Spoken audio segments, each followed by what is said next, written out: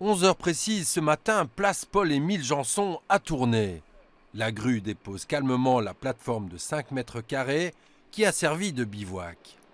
Louis-Philippe Lonque retrouve la terre ferme une semaine après l'avoir quittée. Je me sens bien, mais comme on le voit ici, j'ai un peu les yeux qui tournent bizarrement et mon corps ou mon cerveau n'a pas encore réussi à me stabiliser. Donc ça va prendre quelques minutes, mais c'est assez particulier comme sensation. À l'instar d'un skipper après une course en solitaire, voire d'un astronaute, il lui faudra quelques minutes pour digérer son mal de terre.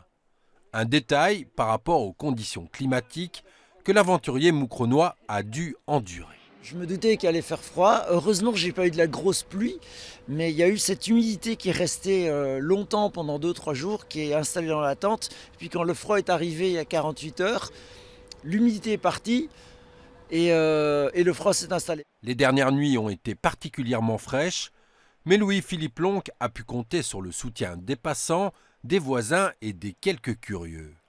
Des visites régulières sous sa tente qui lui ont permis de passer le temps. Le quatrième soir, j'ai ouvert un livre, j'ai lu 5-6 pages, et puis on m'a appelé dehors parce que les gens venaient me voir, donc des amis ou des gens qui m'avaient vu. Et en fait, j'ai passé franchement la moitié du temps à parler avec plein de personnes, et donc je ne me suis pas embêté du tout. Moi d'habitude, mes expéditions, il n'y a personne, et là, quelque part, le paysage ne changeait pas, et le paysage, c'était les gens.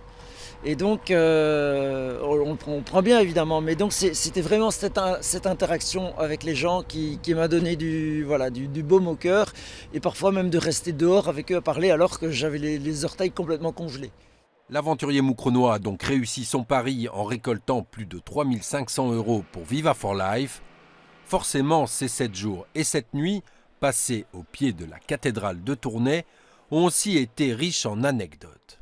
J'ai un colocataire que j'avais plus vu depuis 3 ans qui revenait de congé et il m'a demandé est-ce que je peux monter. Et je lui ai dit mais faut que tu connaisses les techniques d'escalade. Et il a dit mais oui, mais j'ai fait de la spéléo. Donc il est monté et on a bu une bière. J'avais pris une bière avec moi, donc on a bu une bière.